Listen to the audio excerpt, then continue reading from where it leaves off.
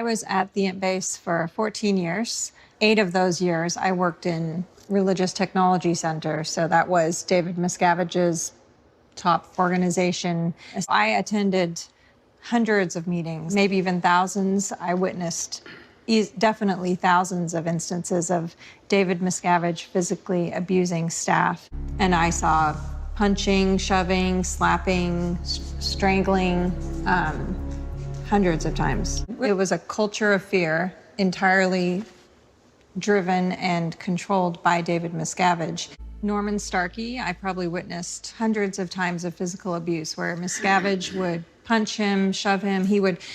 Norman wore hearing aids, and Miscavige would turn the volume all the way up so you could hear like a high-pitched screech coming out of Norman's ears. You were beaten how many times, would you say, estimate? Well, I've said often that it's 50 times by David Miscavige. I think that estimate is extremely conservative. He grabs Mike's head with both his hands, throws Mike off his feet because he's strong, and he put his whole body into this.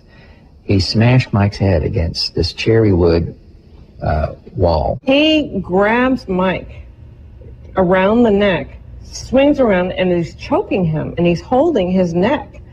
And Mike's just like grabbing the side of his chair and like struggling, like not knowing what was going on.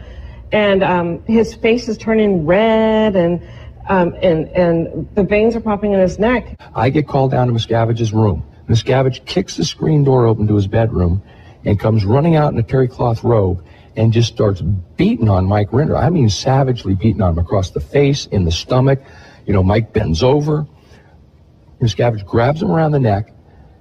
There's a little tree by his room, swings him around, scrapes his face against a tree, down into the mud, and starts kicking the guy. Rinder's bleeding from the mouth because his face got scraped right across that tree.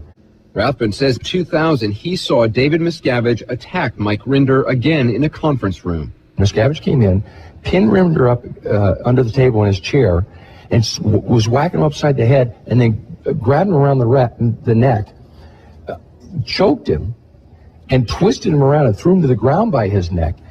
He had marks on his neck for a week. I was at the Gold Base for 15 years, and I was physically abused by David Miscavige on 5 or 6 different occasions. One time he punched me in the gut, just with no warning, as he was passing me. I had written an infomercial for Dianetics. I had sent it up to Miscavige. I get called up to the conference room, and there's about 30 or 40 executives sitting around the table.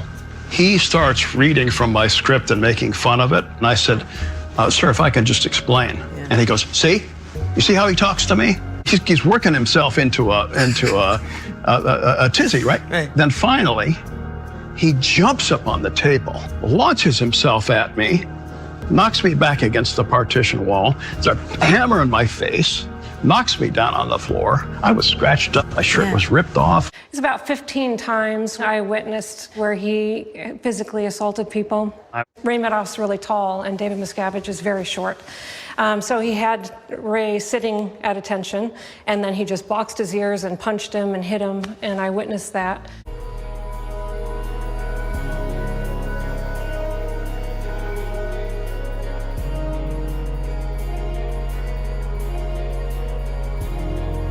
The times I witnessed beatings were in the management conference room. That's where the hole is located. One time, David Miscavige, when in the meeting, he took Mark Yeager's head and Guillaume's head, and he put his arms around just their heads, and he squeezed them together so much that the veins in his face were popping out, and you could see him, his arms and his face were beet red from squeezing these guys' heads together, and their ears were bleeding after that. Punch, grab by the neck, throw to the floor, a number of international executives. Reached behind my head, and my head was bleeding. David Miscavige comes up, grabs him by the tie, and starts bashing him into the filing cabinets. Then he's thrown out in the street, his tie is ripped off. He threw Ray Medoff against the wall and took his shirt and, threw him up like this and made him get on his hands and knees and just humiliated him. I saw horrible things going on, wholesale abuses. He said, "Where is that mother?" And he just walked up and he hit me on the side of the head.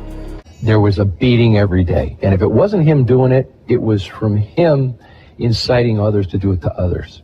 Miscavige told me to beat the guy with the stick. Did you give him a black eye? No, sir. My neck was grabbed like a vice and I was banged up against a metal wall and I kind of got dazed. I found out later I had a torn eardrum. And who witnessed this? All of his entourage and all pretty I much. witnessed it. You witnessed this meeting. I was and there too. You were there. But Amy who- was there. But And who I else? was there in the conference room. Mark That one I Yeager was there. Guillaume was there. Ray Midoff was there. Everybody.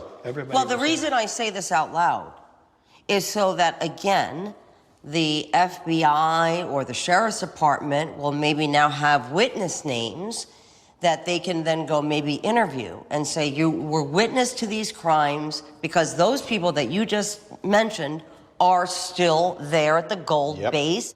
The Hole is the place where people at the international base were kept 24/7 under guard.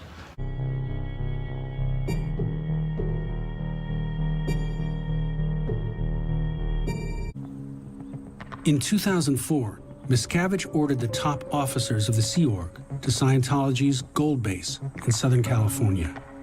He forced them to live in a pair of double-wide trailers that came to be called the Hole. You did absolutely nothing all day except confess to imagined supposed crimes.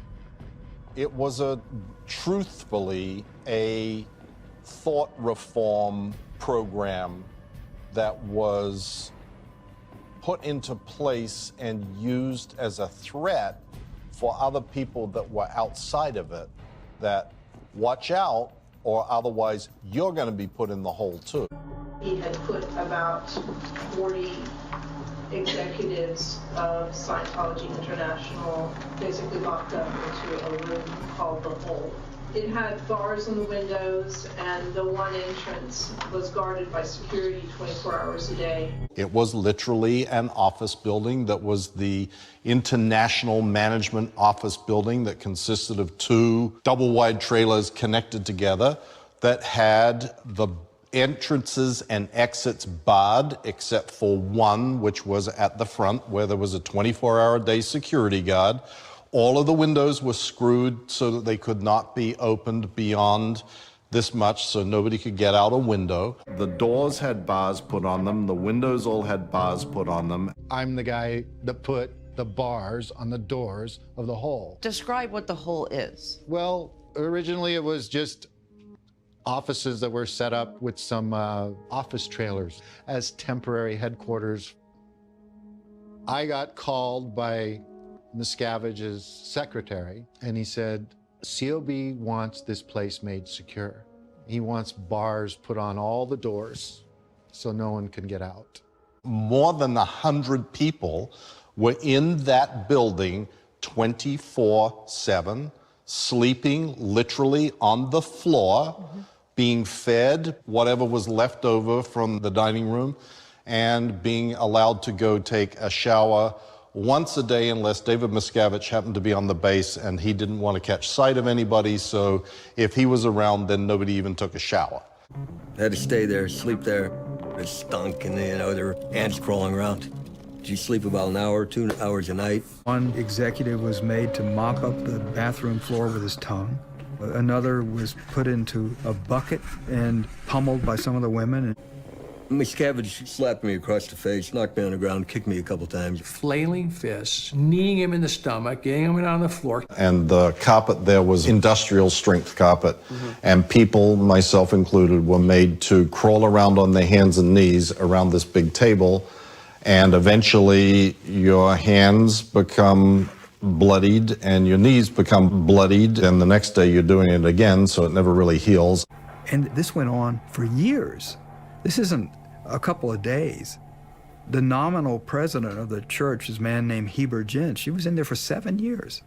Scientology has said repeatedly that the Hole did not exist, never has existed. It was a figment of people's imagination. I was in it, and I know some of you here with me today were also present in that hole. Over the past week, we've been reporting on allegations of physical abuse inside the Church of Scientology. The allegations have been made by a number of former high-ranking Scientologists, former members of the Sea Organization, which is the church's religious order, and the allegations are against the church's leader, David Miscavige. The allegations that David Miscavige used and encouraged physical abuse. You know, one of the difficult things in doing this story is that there's no physical evidence really on either side. At the time that you say David Miscavige was attacking you, did you ever think about trying to document it with photographs? No. That wasn't my mindset at the time at all. You know, the way you feel when you're inside is that it's all you, it's your fault, that he got mad at you, and you know, you're put onto physical labor, and you're a pariah and so forth. And so you don't think about documenting it. You don't think about going to the police. You just think about you know, what you're being asked to do. So you never thought about calling the police? No, that didn't even enter my mind. That would have been I would have been instantly out of Scientology if I had done that, and I didn't want to go there at that time. Why? You didn't want to leave Scientology? I didn't want to leave Scientology. I didn't want to leave my wife. It's all I had known for 35 years, so I wasn't ready to cut the cord at that point. Why not call the police? I mean, this is an assault. It would never have occurred to me. It would never have occurred to you to call the police? No, in fact, if the police had shown up and said, "We heard that he beat you up," I would have said, no, I just fell down the stairs or something. It's like the battered wife. You know, the police show up and say, "Why are you all bruised?" And she said, "Well, I just fell down the stairs." She defends the husband. Now, the church strongly denies all those claims, sending us dozens of affidavits, emails, letters, calling those speaking out liars. The church provided us with dozens of affidavits from current and former church members, one-time colleagues of these former Scientologists, even their ex-wives. All these affidavits swear David Miscavige never hurt anyone. Then they roll out the wives. Now, earlier this week, we spoke with the ex-wives of some of the men making the claims of abuse. The women, who are current high-ranking seniors in the Church of Scientology, told us that their ex-husbands are bitter and out to destroy the person who removed them from power, saying they're working in collusion in an attempt to seek revenge against the church's leaders. Here's more of my interview with them. I read all of your affidavits. Obviously, your ex-husbands have made charges against David Miscavige, saying that they have seen repeated acts of physical violence perpetrated by Mr. Miscavige. Is any of that true? No, not one ounce of it. Not one. I slept with Tom DeVock for almost 20 years. I knew every inch of him. If he ever complained about something, if he had a headache, if he had a backache, he had me rub his feet at night. I mean, I was his wife. I never saw one scratch. I never saw one bruise. I never saw one black eye, nothing. Nor did he complain about anything personally. And he would have told me, because anything that would happen, I would know about. And besides that, that's not the character of Mr. David Miscavige. Nothing like that. And you were married to Marty Rathbun? 15 years. I know the man better than anybody else. Now, you gotta understand, Marty Rathbun is a liar, okay? When he left, he's alleging that when he left in 2004, it was because he witnessed Mr. Miscavige beating somebody up or whatever. Right after he left, I'm the first person he called. He called me right away. And it never came up. He never mentioned it, okay? He says that he did mention it to you. No, he did not. Absolutely not. It's a lie. Catherine, how about you? Were married to Jeff Hawkins? Yes, I was married to Jeff Hawkins during the entire time of these allegations that he said apparently happened. I was, we were very close, obviously. We were married. He used to tell me about everything he did, the meetings he went to, etc. He never mentioned one thing. To the contrary, he mentioned to me how much Mr. David Miscavige supported him, how much he believed in him. Catherine, you were married to Mike Rinder. Yeah, I was. For a long time. He says that he was beaten by David Miscavige some 50 times. And multiple people have also said that they saw Mike Rinder bearing the brunt of David Miscavige's Mike Rinder, Mr. Miscavige never laid a hand on Mike Rinder. I lived with Mike Rinder for over 35 years. I know every square inch of Mike Rinder's body. I know everything that's ever happened to him, every accident, every time he broke his wrist. I've been with him. We've been together all our lives. It's utterly ridiculous, and it isn't true. They all said the same thing. I slept with Tom DeVock for almost 20 years. I knew every inch of him. I never saw one scratch. I never saw one bruise. I know every square inch of Mike Rinder's body. I know everything that's ever happened to him, every accident, every time he broke his wrist. I've been with him. We've been together all our lives. It's utterly ridiculous, and it isn't true. And you were married to Marty Rathbun? 15 years. I know the man better than anybody else. Now, you gotta understand, Marty Rathbun is a liar. He never mentioned it, okay? He says that he did mention it to you. No, he did not. Absolutely not. It's a lie. Why would these current Scientologists and ex-wives be saying all these things and you know, sign affidavits and all have similar stories, basically saying that all of you are lying? Well, there's a culture within Scientology that you do anything to protect the church. You say anything to protect the church. And they have what they call an acceptable truth, which means a truth, quote unquote, that forwards the church's image. Therefore, and it's really another term for a lie. They are willing to do anything. She was there and saw me twice get hit by Miscavige. You say she saw you get hit by David Miscavige? Yeah. Because she says you're lying that she never saw anything. I know. And I don't hold that against her. I know that the pressure she's under, she's going to say that. She's going to say whatever she thinks she's right, and she's going to protect the church and protect her eternity. I was in the hole when there was a competition of sorts to write affidavits about what a wonderful guy David Miscavige was, with the idea that if they did the best essay on what a wonderful guy Dave Miscavige was, they would get out of the hole.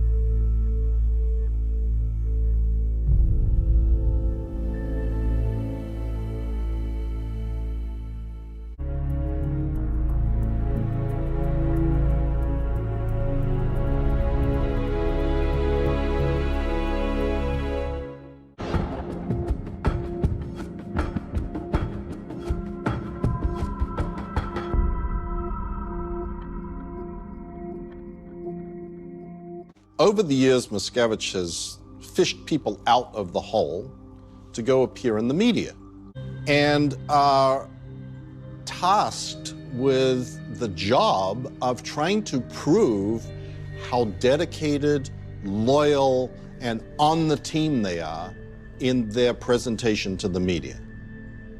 I know this because I did it.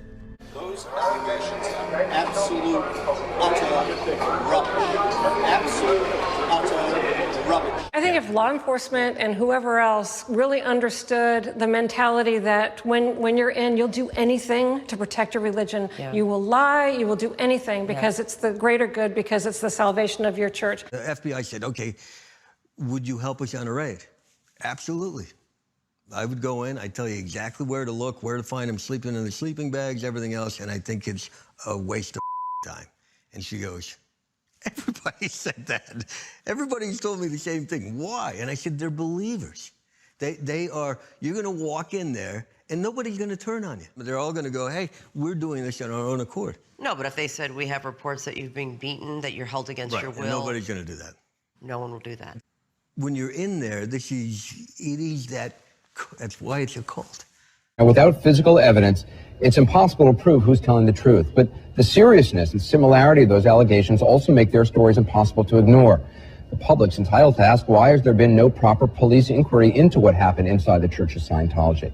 You guys have all gone to the FBI, and all they say to you is, well, the statutes have run out. Well, they also said at one point, they have to have overwhelming evidence. This is not overwhelming evidence that it happened to all of you. We both spoke to the FBI for months.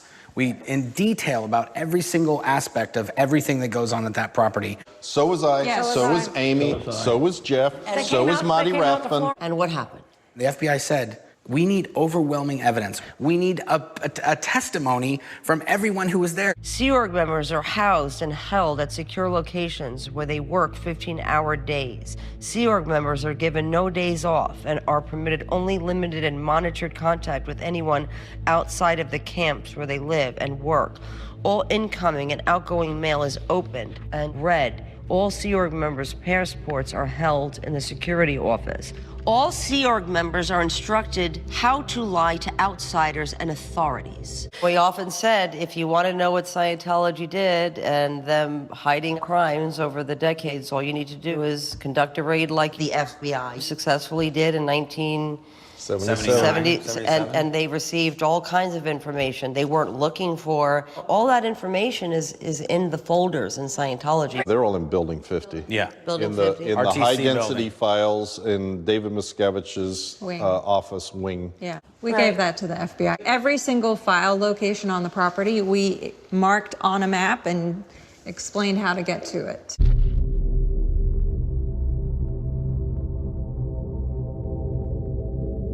I want to ask our FBI expert here, Sure. why isn't the FBI all over this? The problem is, and you guys have laid it out so well, you know, law enforcement can only deal with facts and evidence. That's it. Scientology has created such an insulated community that, and I don't think law enforcement can really fathom what goes on in there. That's the biggest problem. Yeah, that's a great answer, Jim. And it actually brings something that I want to stress to everybody that is watching this show.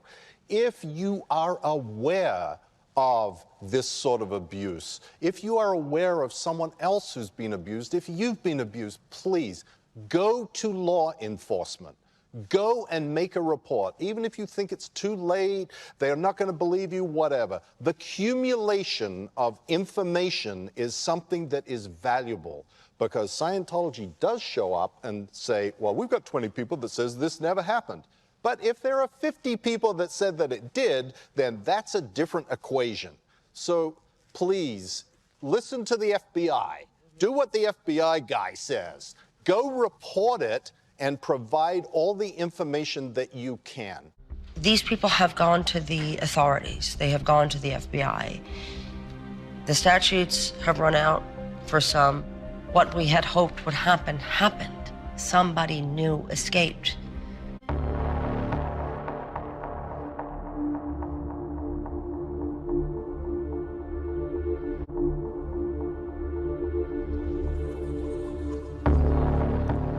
I know the people you just saw. I was there with them at Gold. I saw what they saw. Dave ordered someone to get smashed into the wall and then water poured on their head. There was a hole then, and there was a hole when I left. There were beatings then, and there were beatings when I left. It didn't stop when Mike and Marty left. The only reason why all of that happened in the first place was David Miscavige.